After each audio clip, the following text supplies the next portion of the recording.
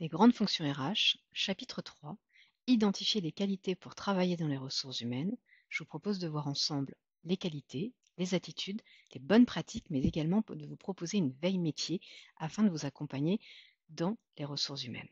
Tout d'abord, voyons ensemble quelles sont les qualités indispensables à avoir en ressources humaines.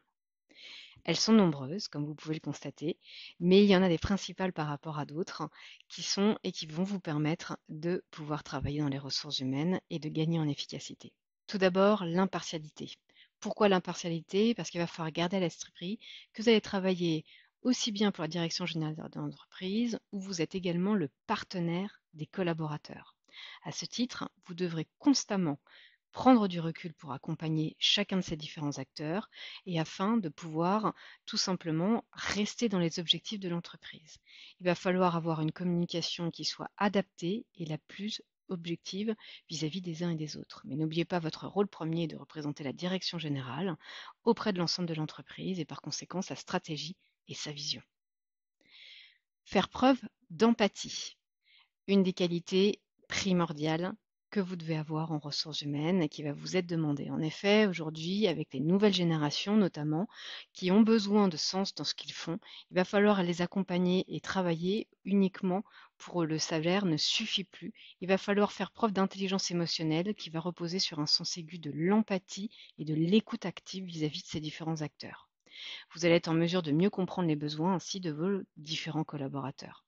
C'est une soft skill qui va être nécessaire et demandée dans la gestion des ressources humaines au quotidien, mais aussi quel que soit le poste envisagé. Avoir l'esprit d'équipe, travailler en équipe. En effet, que vous soyez seul, certes, peut-être à votre fonction RH, vous allez néanmoins continuellement travailler en équipe avec l'ensemble des acteurs, que ce soit les managers, les partenaires sociaux ou l'équipe de direction. Vous allez ainsi développer énormément à cet aspect-là et ça va être un véritable vecteur de communication, de motivation et d'épanouissement au travail pour pouvoir garantir le succès in fine. En tant que RH, vous devrez montrer que vous ne faites qu'un avec la direction générale et les managers également, mais aussi avec l'ensemble des collaborateurs. Sans esprit d'équipe, vous ne pourrez pas conseiller les managers et les salariés de l'ensemble de cette entreprise et ce qui va en fait se ressentir par la suite. Vous allez donc devoir faire preuve d'esprit d'équipe, vous montrer que vous travaillez en bonne intelligence avec l'ensemble des acteurs, que ce soit la direction, l'ensemble des collaborateurs, les managers, mais également les partenaires sociaux. Tout le monde ainsi pourra y trouver son compte et vous pourrez gagner en motivation et en compétences pour l'ensemble des collaborateurs. Ensuite, savoir doser entre discrétion et communication. Extrêmement important, la communication va faire partie intégrante de votre travail au quotidien, la discrétion également. Vous êtes là pour pouvoir transmettre les informations entre la direction générale et l'ensemble de ses collaborateurs. Vous allez donc être informé d'ensemble d'informations qui vont être extrêmement exigeantes, voire confidentielles vis-à-vis de la direction. Et vous devez savoir faire le tri et faire preuve d'une certaine discrétion vis-à-vis de certains éléments. D'autre part, vous allez aussi peut-être connaître au fur et à mesure du temps, parce que vous allez travailler au quotidien avec l'ensemble des collaborateurs et faire face à à ce qu'ils vont pouvoir vivre dans leur quotidien. Aussi, la discrétion vis-à-vis des collaborateurs, vis-à-vis des managers ou des collaborateurs entre eux sera nécessaire et indispensable dans votre maîtrise des ressources humaines et dans ces qualités qui vous sont indispensables pour travailler. Il faut être un bon communicant, mais également identifier les moments où où vous devrez maîtriser la communication, mais surtout la discrétion concernant les sujets touchant aussi bien direction, manager et collaborateurs. Être un bon négociateur. Comment est-ce possible? En quoi allons-nous négocier? Oui, vous allez être amené à négocier sur différents sujets, que ce soit par rapport aux collaborateurs que vous allez pouvoir recruter et intégrer dans la rémunération, que ce soit vis-à-vis des partenaires sociaux, lorsque vous allez être amené à travailler sur la gestion peut-être de contrats avec des accords d'entreprise. Là, la négociation va être de mise. Il va falloir maîtriser l'art de cette négociation. C'est une compétence qui va s'avérer particulièrement redoutable et nécessaire quand on en vient aux négociations salariales ou encore lorsque vous allez faire de la gestion de conflits. Se montrer habile, compréhensif mais ferme à la fois, voilà les clés de la réussite pour bien négocier dans les ressources humaines. Savoir prendre des décisions. En effet, vous allez être sur différents sujets. Dans cette continuité de la qualité précédente, à savoir négocier, le gestionnaire RH ou l'ensemble des collaborateurs RH doivent être capables de pouvoir prendre des décisions et parfois rapidement. Vous n'allez pas avoir à demander l'aval d'un manager, l'aval d'une direction générale systématiquement. Vous allez être confronté régulièrement à des problèmes et donc à une prise de décision rapide sur différents types de sujets, que ce soit d'un point de vue financier, d'obligation de licencier ou par rapport à différents cas de figure vis-à-vis de collaborateurs. Les RH, de façon globale et générale, doivent être en mesure d'effectuer ce genre de tâches difficiles mais cruciales pour la gestion quotidienne des ressources humaines et donc cruciales pour l'entreprise. Avoir une véritable capacité d'adaptation. En effet, vous êtes le principal acteur de l'entreprise qui doit faire face à cette adaptabilité. En effet, l'entreprise évolue sans cesse. Vous êtes un service où vous allez être en mesure de répondre à toutes les demandes et à tous les besoins de l'ensemble des collaborateurs, comme au niveau de la direction. Les RH doivent donc faire preuve de capacitation pour évoluer positivement et de manière constructive dans le métier, tout en intégrant de nouvelles technologies qui prennent de plus en plus de l'importance dans notre métier au niveau des ressources humaines. Avoir connaissance des nouvelles technologies. Là également, il va falloir faire preuve de curiosité et de véritable engouement vis-à-vis des connaissances technologiques. Il faut avoir en tête que maintenant, l'ensemble des différents métiers en RH, vous êtes amené à travailler avec les nouveaux outils technologiques, que ce soit les ATS pour dans le recrutement ou que ce soit la RGPD à gérer et à maîtriser dans l'ensemble de la gestion des ressources humaines au quotidien, mais également sur l'aspect juridique des choses vis-à-vis de l'ensemble de l'entreprise et des collaborateurs. Toute tâche est de plus en plus automatisée et vous allez devoir gérer peut-être un ou plusieurs outils numériques, que ce soit des SIRH, c'est des systèmes d'information de gestion des ressources humaines, des ATS qui sont tout simplement des logiciels gérant la gestion du recrutement, mais également aussi avec la gestion peut-être des nouvelles technologies en rapport avec les réseaux sociaux pour simplement pouvoir travailler sur le recrutement ou la marque employeur. Et donc, il va falloir faire face à tout type de situation, que ce soit en termes de recrutement, de marque employeur, de formation ou de gestion des talents. Avoir un grand sens de l'organisation. En effet, ça va faire partie intégrante de votre quotidien, qui va être au cœur de la gestion des ressources humaines d'une entreprise, afin d'intégrer l'ensemble des missions. Comme vous avez pu le constater, on est sur des missions diverses et variées. Quel que soit votre métier en RH, vous allez devoir concentrer vos efforts et donc structurer et prioriser vos actions. Le sens de l'organisation, là, est primordial pour pouvoir travailler au quotidien sur l'ensemble des thématiques, des tâches qui vous sont confiées et gérer les impératifs qui vous concernent. Avoir des connaissances juridiques, bien entendu, pour la simple et bonne raison que vous êtes au cœur du sujet de l'évolution du droit du travail et de tout ce qui va aussi graviter autour de votre secteur d'activité, mais également de votre métier. Là, la connaissance juridique ou réglementaire des lois ou du droit social est primordiale pour pouvoir accompagner aussi bien votre dirigeant, votre dirigeante, mais également l'ensemble des collaborateurs de votre entreprise et vous, pouvoir vous prémunir face à des responsabilités qui vous imposent d'un point de vue juridique. Être curieux. En effet, la curiosité va être primordiale. Comme vous avez pu le constater, il faut avoir connaissance des nouvelles connaissances technologiques. Être à même de pouvoir identifier tout ce qui est nouveauté juridique.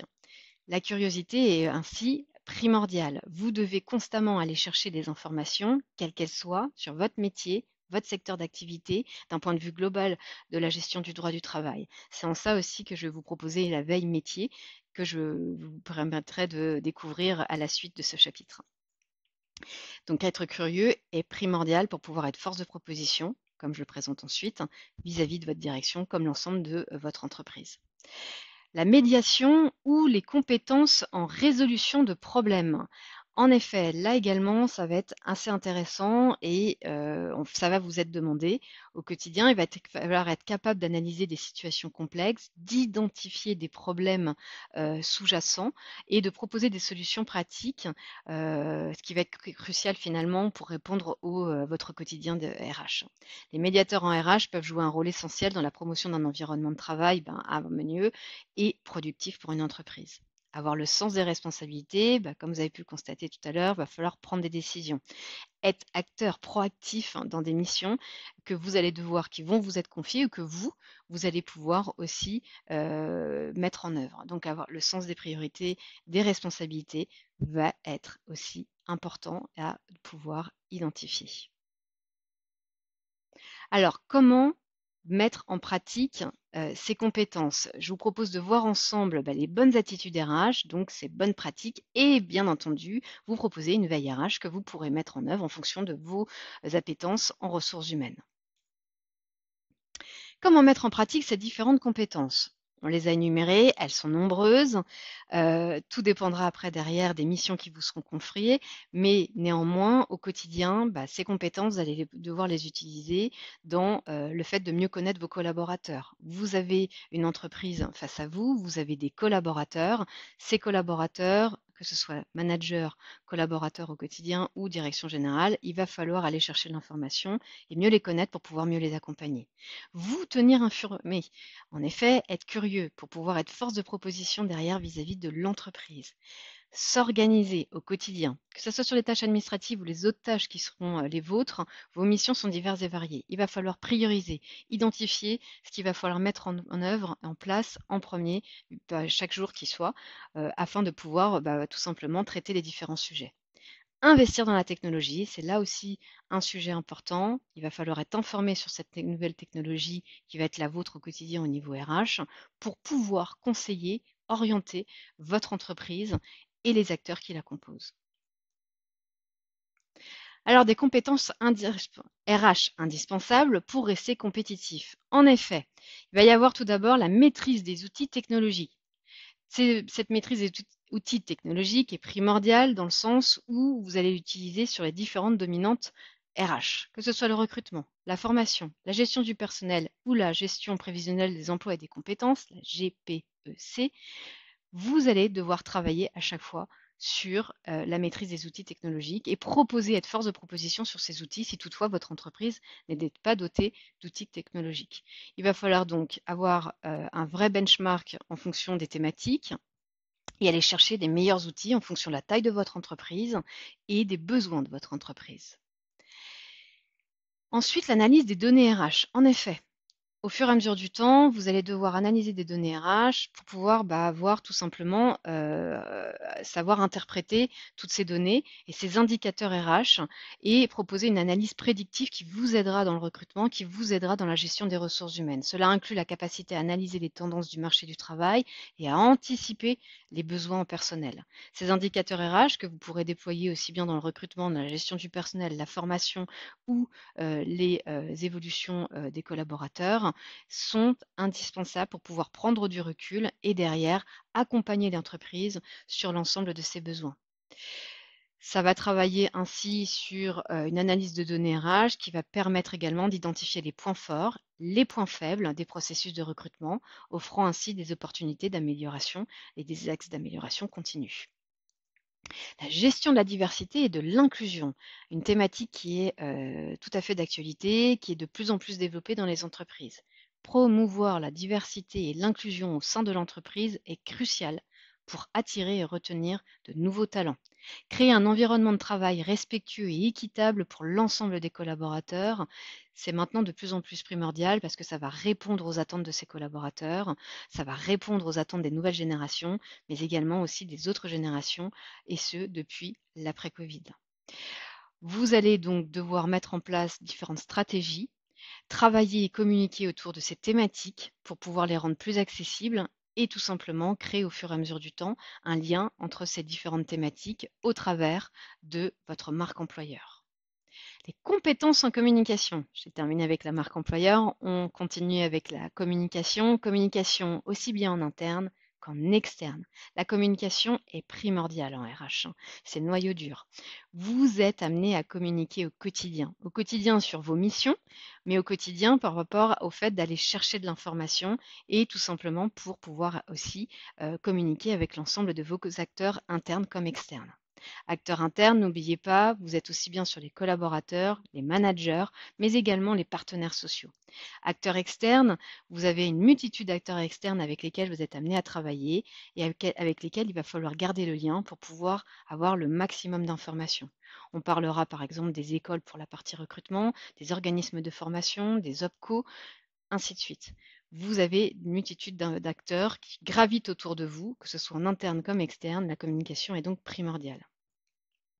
Sur cet aspect communication qui va être fondamental, au niveau de la communication interne, ça va être un rôle crucial pour vous, pour l'ensemble du fait que ça va gagner dans l'engagement des employés, des collaborateurs et dans la cohésion d'équipe. C'est donc une compétence qui va être primordiale et qu'il va falloir savoir développer au fur et à mesure du temps. Le développement des talents.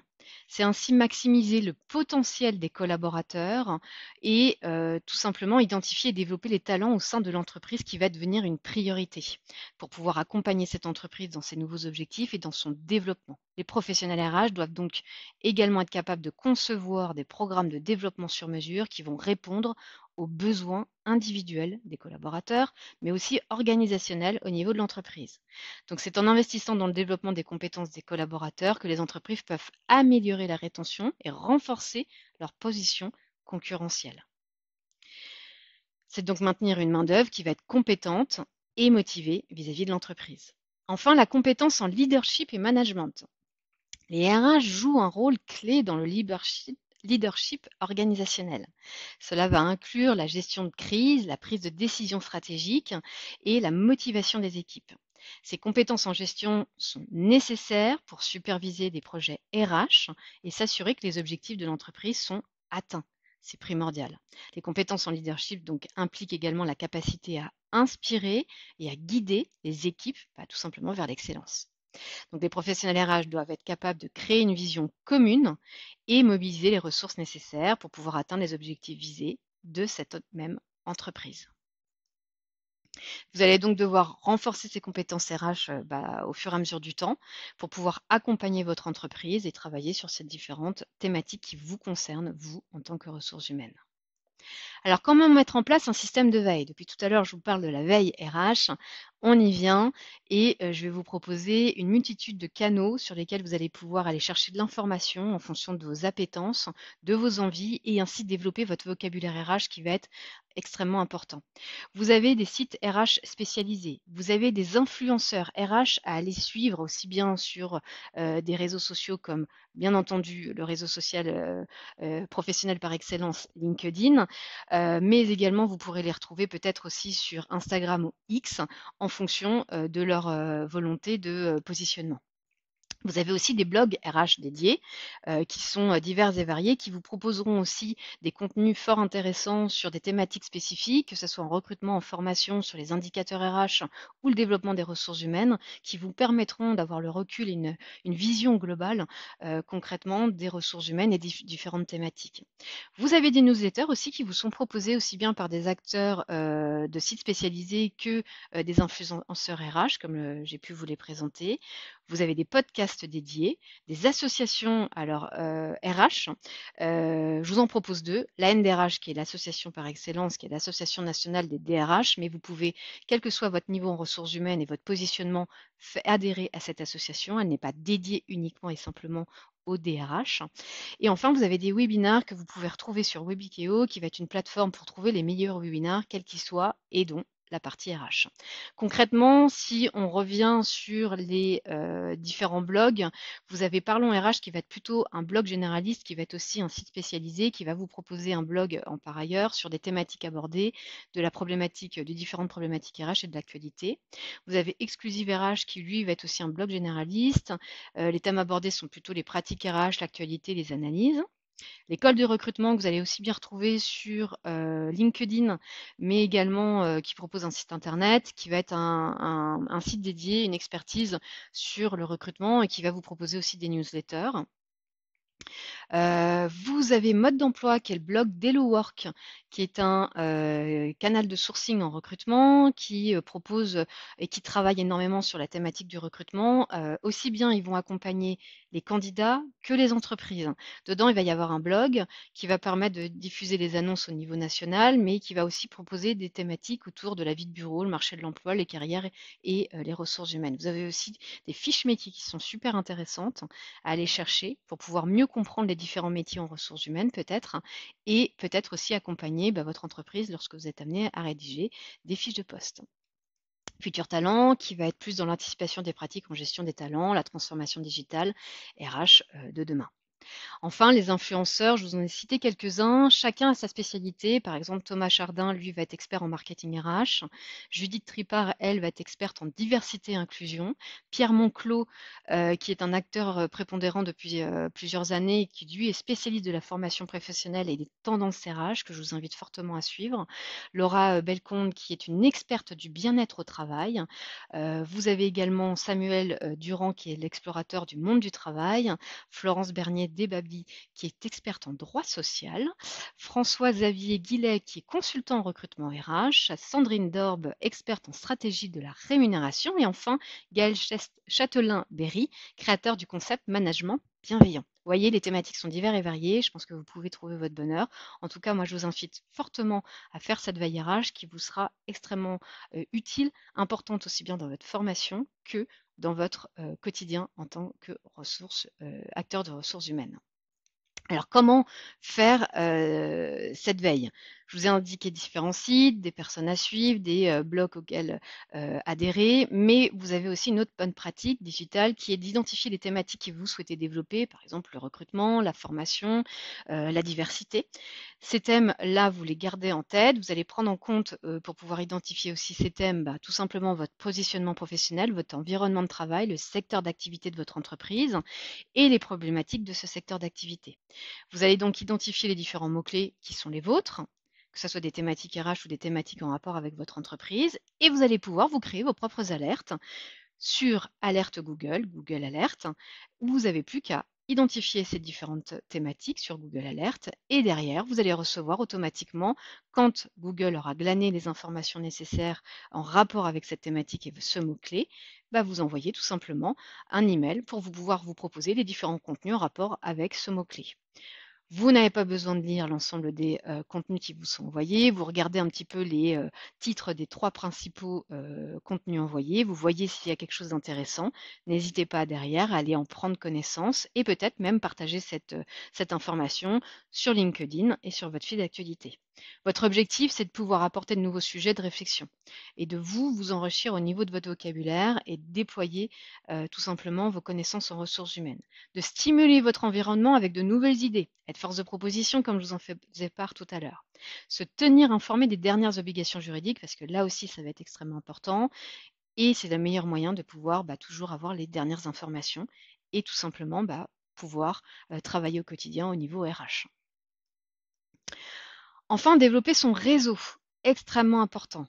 Adopter une attitude réseau. Je vous parlais d'association tout à l'heure. L'association, la NDRH, est là pour pouvoir vous aider à développer votre réseau en ressources humaines. Montrez que vous êtes connecté en étant présent sur LinkedIn. Soyez présent lors de séminaires, de conférences, de forums RH. N'hésitez pas à participer, à aller échanger avec les gens.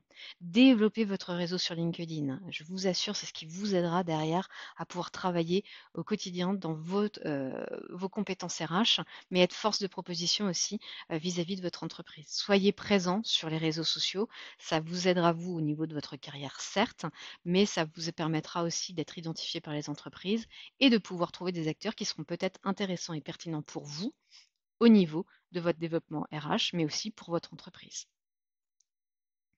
Je vous remercie de votre attention et je vous propose de nous retrouver sur le prochain chapitre.